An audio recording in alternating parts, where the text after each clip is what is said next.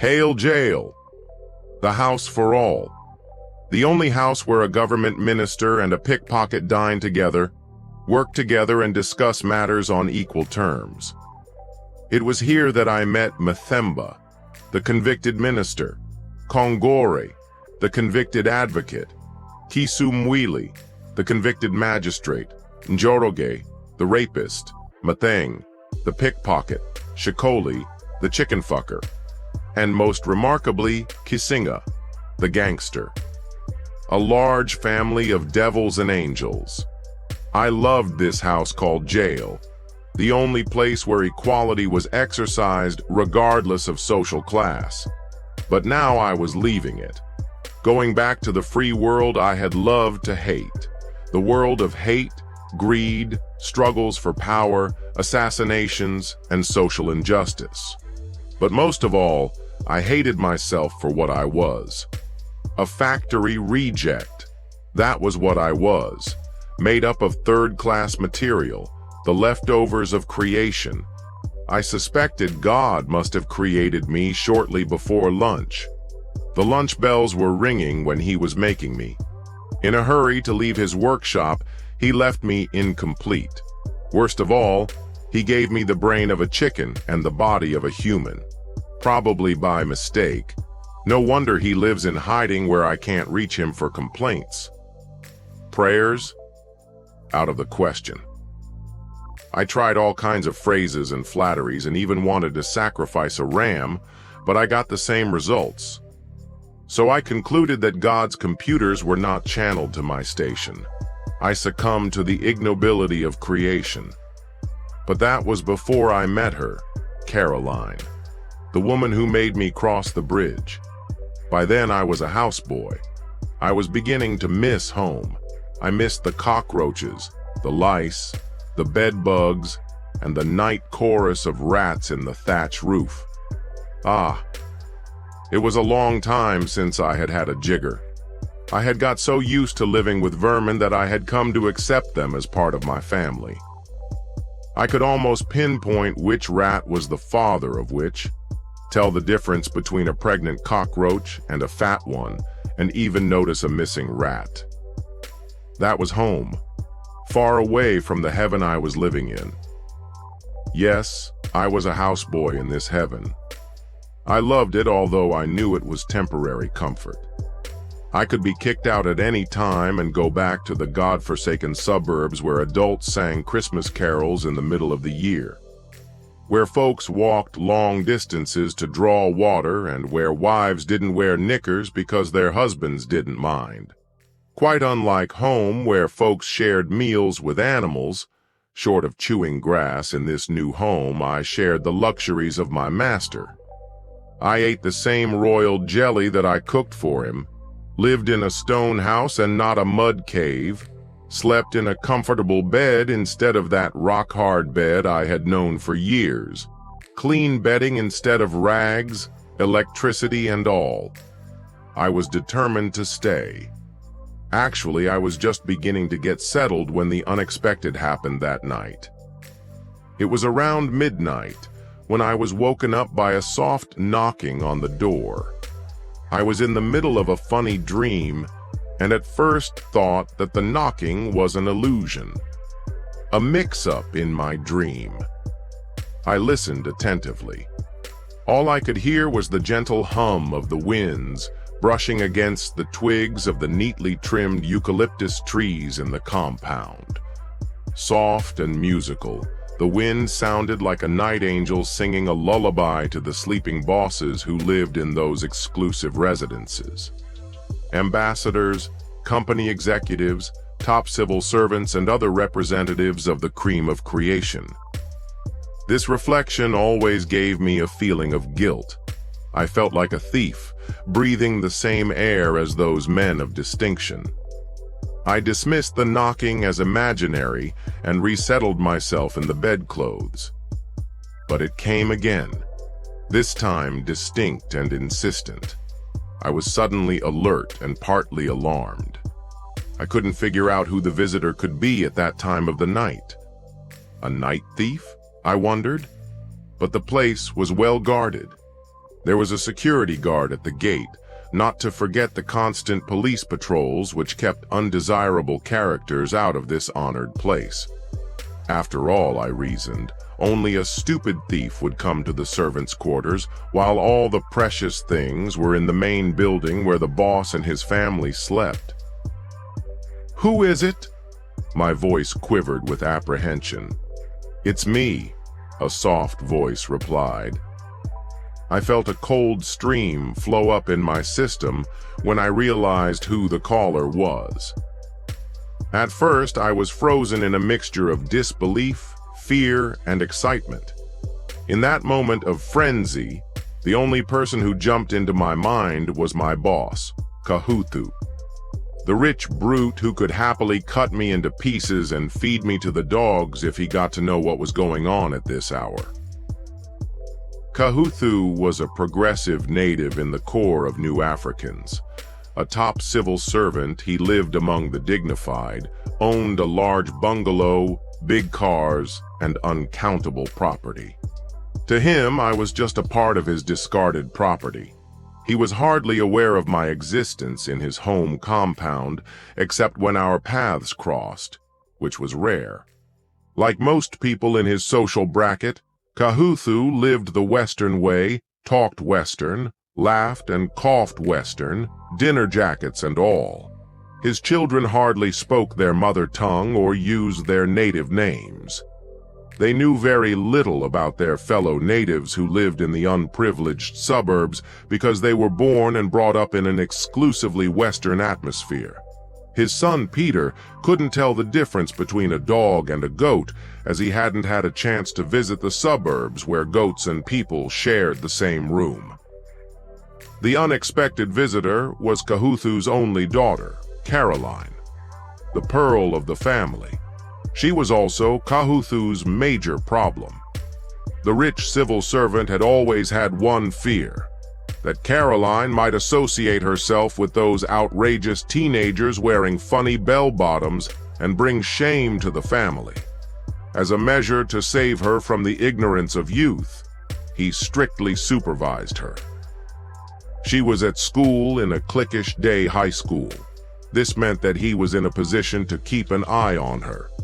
To protect her from hungry teenagers, he made sure that she remained within the home compound whenever out of school and never went out without a chaperone. But as the saying goes, man proposes, God disposes. When Kahuthu was making plans for his daughter, God was making his. It was only natural that Caroline, already an adult and beautiful and lonely, would try to seek the company of a member of the opposite sex. But the only man within her restricted reach was the only man within the home compound. The houseboy named Chuma, me. Before this fateful night, I was puzzled about her strange behavior which I hadn't noticed before. Until recently, she used to look down upon me with a mistress-to-servant attitude. But when she realized that something was missing in her system, a natural urge that only a man could handle, she started seeking the company of the only male within her. One afternoon, I was weeding the flowers near the hedge when the housemaid next door whistled at me. Like Caroline, the housemaids in this location were sexually starved. They were desperate creatures with no access to young men other than the male servants. That made me an eligible suitor for the maid's kingdom around me. But the regulations stipulated that I should not invite my mother, let alone a maid, into the servants' quarters. Looking across, I saw the maid standing on the other side of the fence, beckoning me frantically. It was the third time that she had made this kind of approach. Twice before I had failed her, mainly because I objected to her idea of sneaking into my quarters late at night. I looked around just to make sure nobody was watching me. Then I walked to the fence. "You braggart," she spat. "Do you think you are so handsome that I must keep running after you?" "Cool down," I said. "Unless you want to see me kicked out of this place, Stop having ideas about jumping over the fence at night." "Coward," she hissed. "No wonder you couldn't make anything better than a servant." She was getting on my nerves. "And what are you over there?" I burst out. "The Minister of Kitchen Affairs?" "At least I do a woman's work," she retorted.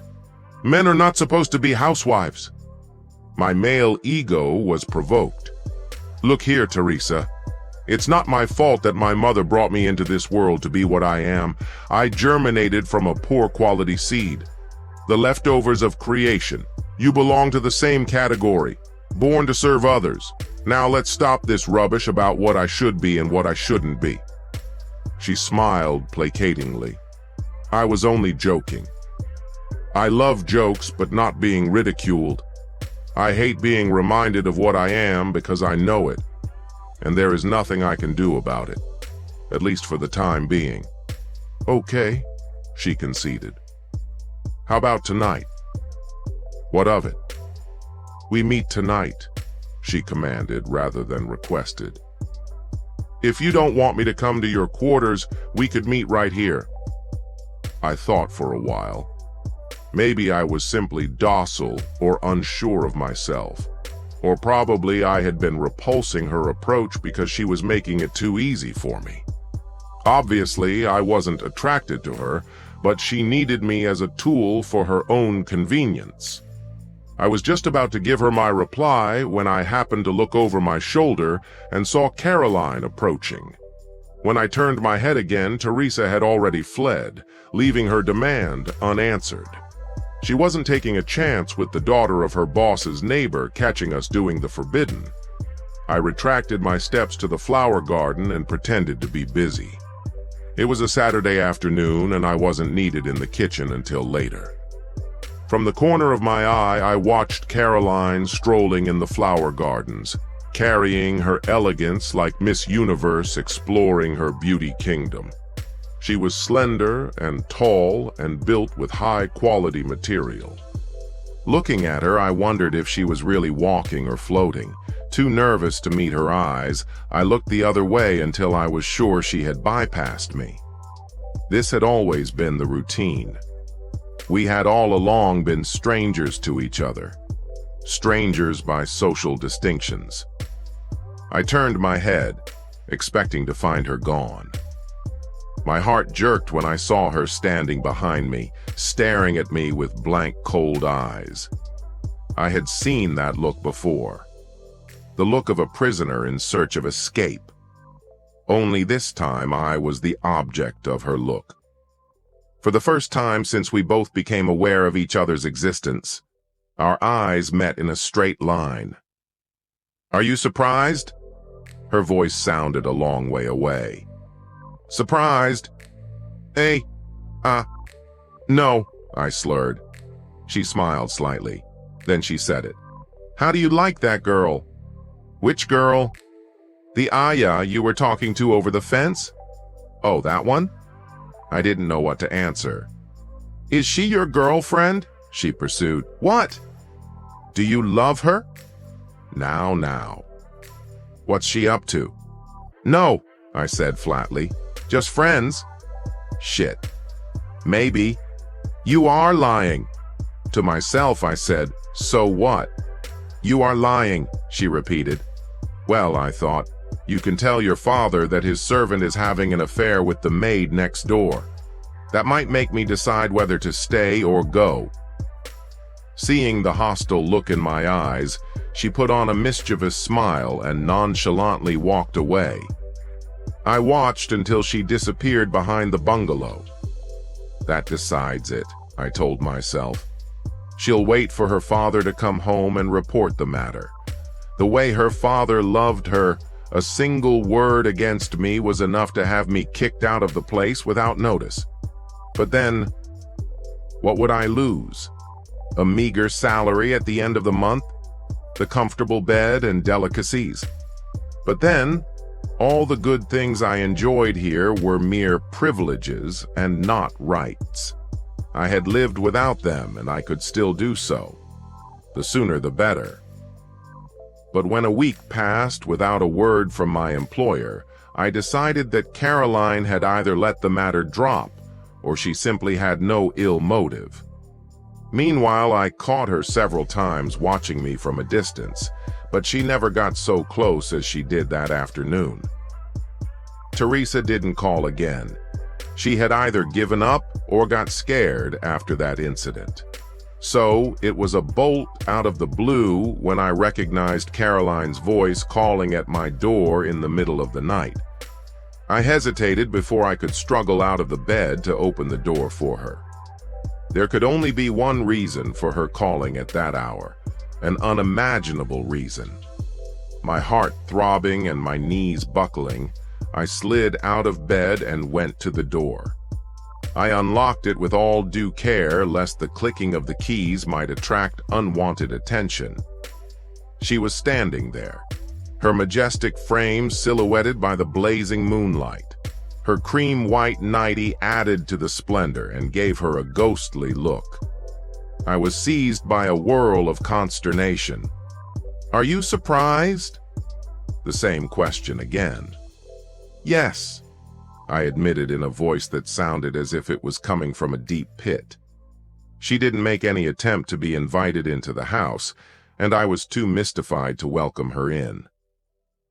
"Sorry to disturb your sleep," she said after a lengthy moment. "Or maybe your girlfriend is in?" "Which girlfriend?" "The one I saw you with." "I told you she wasn't my girlfriend." My voice carried annoyance. "I am sorry if I butted into your affairs," she said. "You didn't butt into my anything." The tension was now beginning to relax as the conversation developed, but I was uneasy. My eyes kept roving here and there, just in case Kahuthu emerged and caught us. "It appears you don't want me in your house," she said with urgency. "I am going." "Oh, pardon me." I had now enough courage to welcome her in. She looked reluctant to enter, as if she had suddenly changed her mind, or she dreaded her own idea. It was not until we were engulfed in the darkness of the room that I screwed up my courage and sought her hand. She put up a slight resistance, the way they always do. A rule among women. They want something and they don't want it. They say no when they mean either yes or no, because they are supposed to be on the defensive side and men on the offensive side. She let me hold her hand while I desperately groped for something to say. She was an elephant and I was a mouse. How would a mouse court an elephant? Won't you sit down?" I stammered. I dragged her towards the bed. I didn't switch on the lights for fear that it might draw attention from the main building. She seemed to realize this too, as she didn't suggest putting the light on.